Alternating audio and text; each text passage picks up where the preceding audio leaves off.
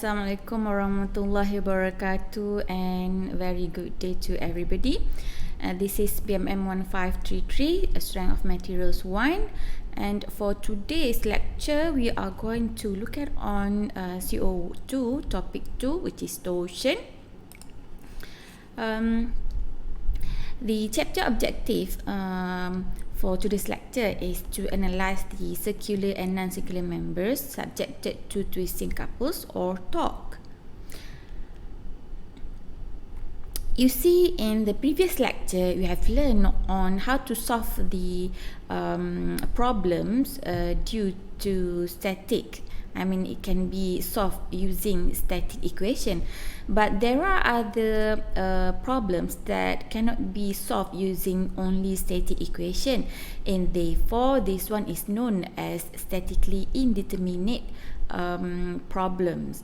So for this case, we need to apply two equation, which is number one coming from static equation, and number two is coming from angle of twist, or it comes from the nature of the torque itself. So let's look at this example. This is the example. This shaft is fixed at end A and B, and the torque being applied at the center of shaft AB. The first step is that we need to draw free body diagram here. So this is the free body diagram for the whole structure. We know that from this free body diagram, TA plus TB equals to 120 Newton meter. This is equation number one. So from this equation, we know that there are two unknowns there, which is torque A and torque B.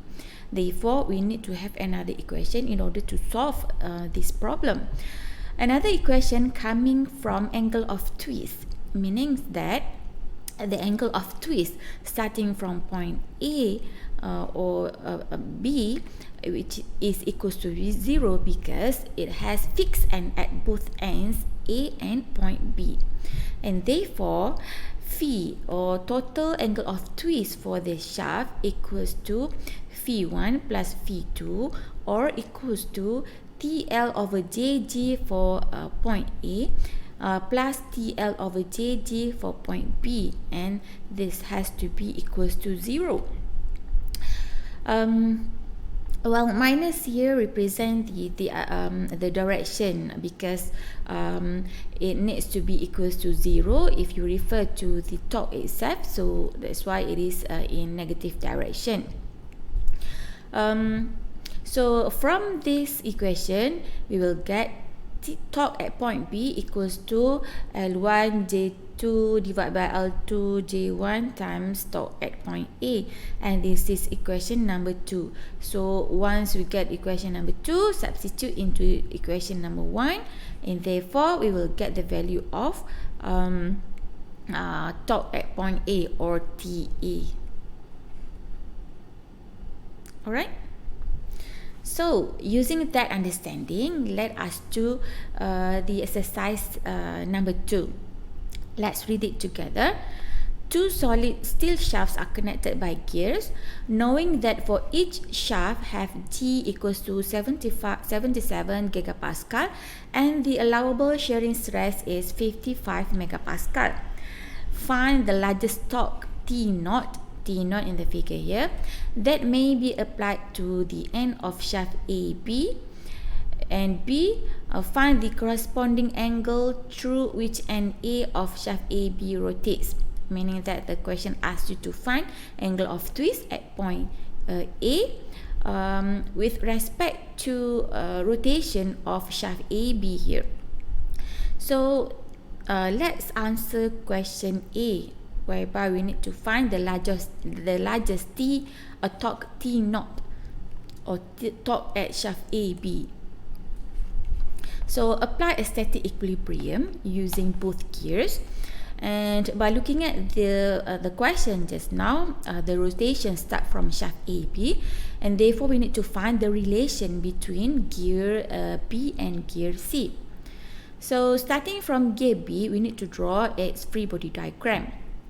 Okay, point B, there's a pin there, so it should have two reaction force, which is in Y and X direction. And T naught, because torque being applied to shaft AB. After that, we have another force there. This one is normal force acting on gears, because gears B and C is attaching to each other. Otherwise, gear C will not be moving. And now, complete for free body diagram for gear B. Moving to free body diagram gear C. So C, open up pin there. You should have Y and X direction for pin C. And then normal forces acting on the gear, and the torque CD due to the reaction of force of F here, reaction force F there. So let's take a moment for gear B first. Take a moment at point B. You'll get F times 22 mm, the radius of the gear, minus T naught equals to 0. This is equation number 1. And for gear C, taking a moment at point C, you'll get F times 60 mm minus torque CD equals to 0. And this is equation number 2. Substitute this equation into equation number 1. You'll get TCD equals to 2.73 T naught, and this is equation number 3. After that, we know that by referring to this equation number 3, there's two unknowns there, and therefore we need to find another equation. If you notice in the question, the shear is given to you, which is equals to 55 megapascal. And we know that the formula for shear is tau equals to TR over J. Alright, so by taking a section, shaft AB there, shaft AB, tau max equals to TR over J, tau 50 megapascal equals to TR over J here, or T naught equals to TAB.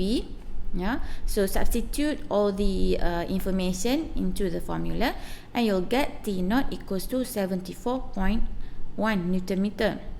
And this is equation number 4. Number 3, next is for section CD, shaft CD. You'll get tau max equals to TR over J, and substitute the information given into the formula. And remember, TCD equals to 2.73 T naught. So just substitute into the formula, and you'll get another value for T naught, which is 61.8 Newton meter. So if you see that you have two value of T naught, which one to choose? Of course, by looking at this answer, it highlighted 61.8 Newton meter. But why does it choose 61.8 Newton meter? Okay, now let's look at to this equation. Tau equals to TR over J. The maximum shear stress can be applied onto this shaft is 55 megapascal. Therefore, if tau if torque here is increasing, tau max is increasing, and therefore to make it safe, we need to choose the smallest value, which is T naught equals to 61.8 Newton meter. Now let's move on to equation to question number 2. The question asks you to find the angle of twist at point A with respect to the rotation of shaft AB there. So you see in statics, if you still remember the one in static, no, this one, sorry, I think this one you can find in dynamics. The rotation of the gears are depending on the size of the gear itself, and therefore the equation will be turn out to be R phi for gear B equals to R phi for gear C. And then rearrange this equation, you'll get equation number 1, which is phi B equals to 2.73 phi C. So this is equation number 1. And again, since there are two unknowns there, we need to find another equation, which comes from angle of twist itself. Angle of twist phi equals to TL over JD here. So by referring to each shaft, phi for shaft AB equals to TL over JD for shaft AB. Substitute the information that have been given and have been calculated in question A as well. TAB equals to 61.8 newton-meter, and the rest of the other information is given to you. From there, you will get the value of angle of twist for shaft AB is 2.15 degree. Now move on to shaft CD. TL over JG for shaft CD.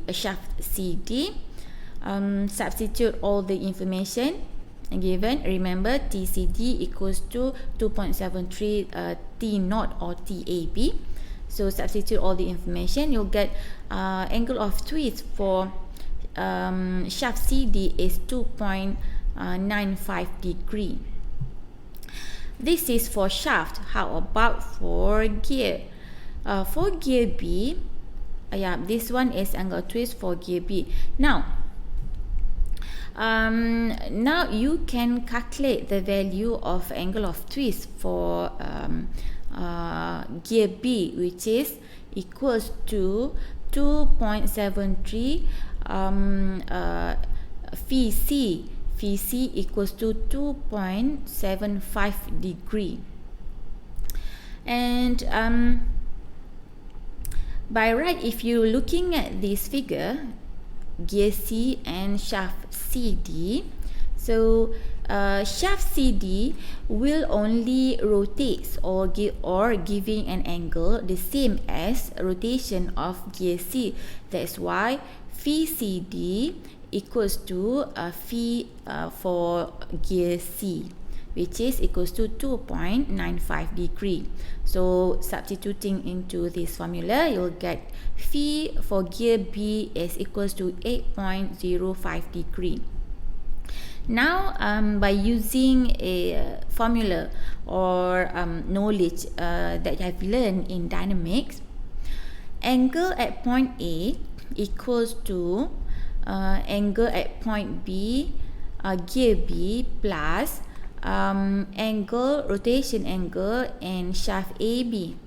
Alright, so from there we know that phi B, rotation angle of twist for gear B, 8.05 degree, plus angle of twist for shaft AB, which is equals to 2.15 degrees. So angle of twist at point A, finally we'll get the value of 10.2 degree.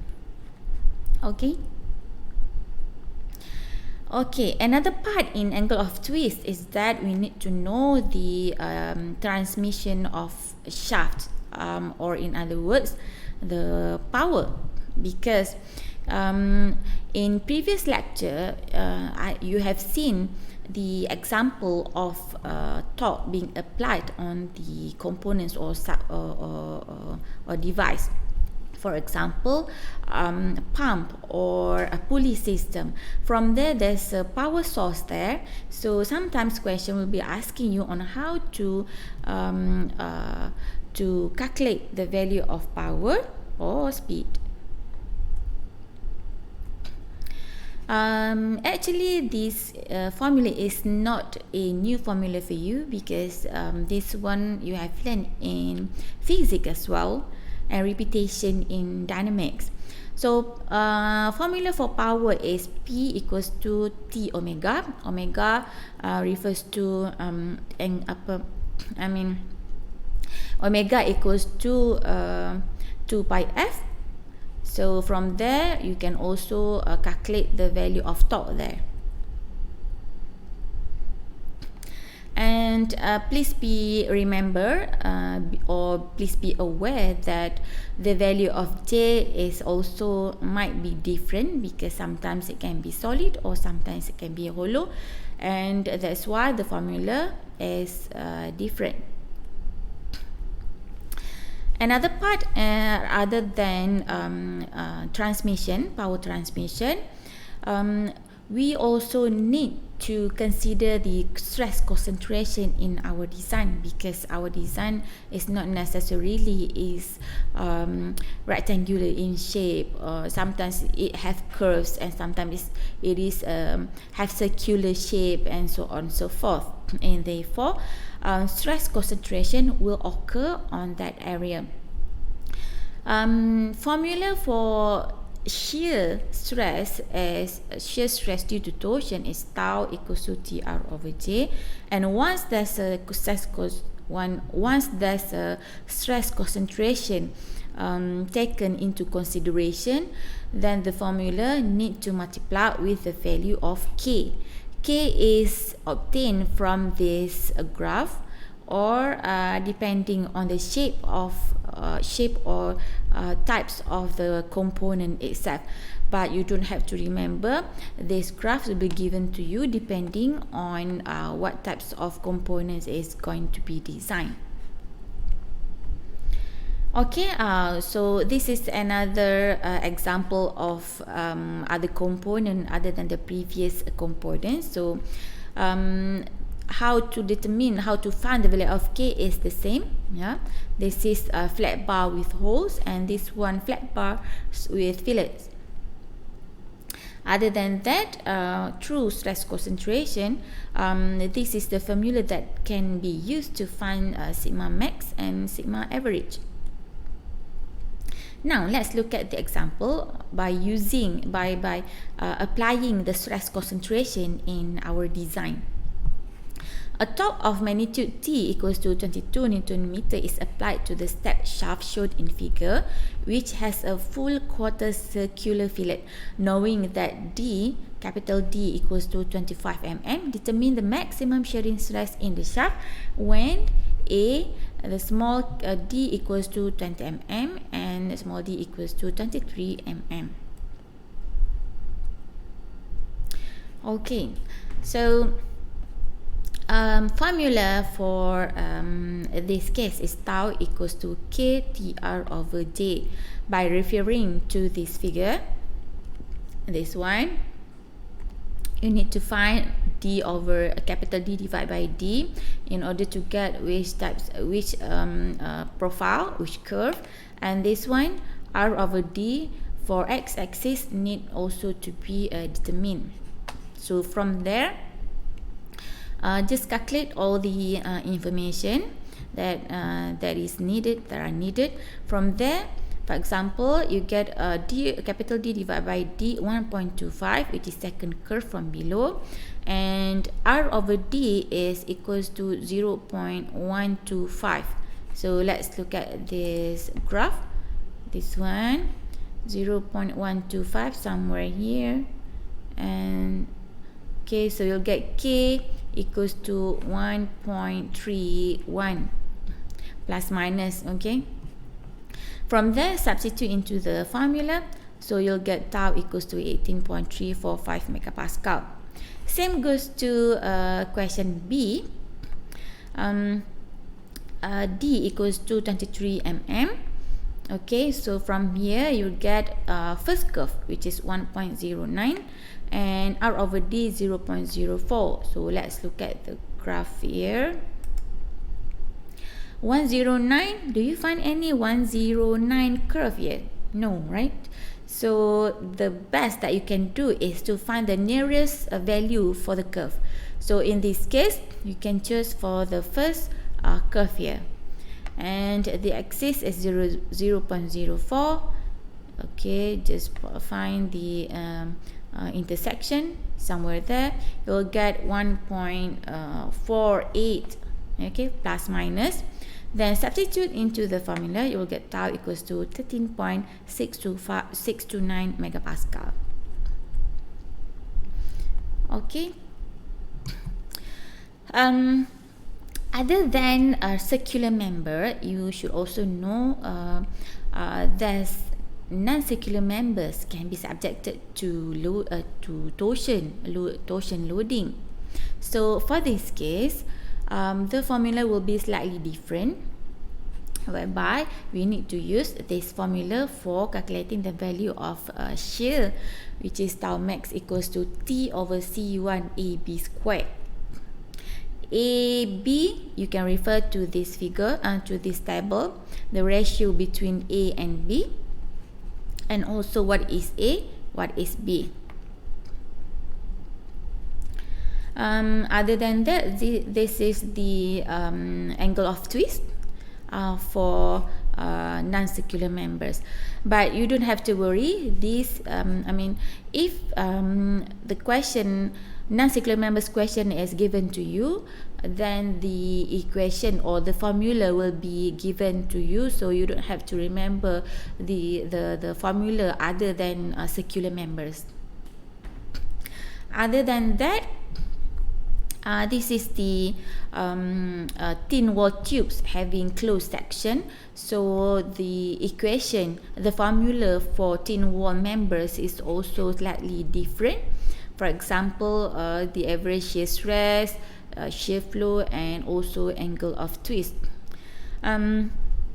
However, in SOM 1, we only going to focus on average shear stress and also shear flow. The rest of other calculation, you will learn it further in SOM 2. So now let's look at the example. Let's read it together. Extruded aluminium tubing with a rectangular cross section has a top loading of 2.7 kilonewton meter. Determine the shearing stress in each of the four walls with a uniform wall thickness of 4 mm. This one, it has uniform thickness. And for B, wall thicknesses of 3 mm on AB and C and AC. AC, AB having 3 mm thickness, and CD and BD having 5 mm thickness. So how to solve this formula? First of all, we know that the formula for shear flow is Q equals to T over 2A. T is torque, A is area. So first, so we need to find the value of area here. Area, by looking at this figure, actually the length from A to point B is 100, but then you need to minus with 2 because of thickness is 4 mm, so 2 mm here and 2 mm here, so you'll get 96 mm. Same goes to y-axis, 60 minus 2 mm at the upper bottom, at the upper part, and 2 mm at the bottom part, so you'll get 56 mm. From there, substitute into the equation and you'll get shear flow equals to 251.12 times 10 to the power of 3 Newton meter. After that, we know that tau for thin wall members is tau equals to Q over T. Thickness for uniform thickness is 4 mm. So substitute into the formula, you will get tau equals to 62.8 megapascal. Whereas for variable wall thickness, you just use the thickness for each wall. So tau AB equals to tau AC, which is by using the thickness of 3 mm there. So substitute into the formula, you'll get 83.7 megapascal. Same goes to the other wall, which is BD and CD. From there, you'll get the value of tau BC equals to tau CD equals to 50.2 megapascal. So hopefully you understand the question in the example that have been given to you. In case you have any question, you can always contact me through WhatsApp group or through Microsoft Teams.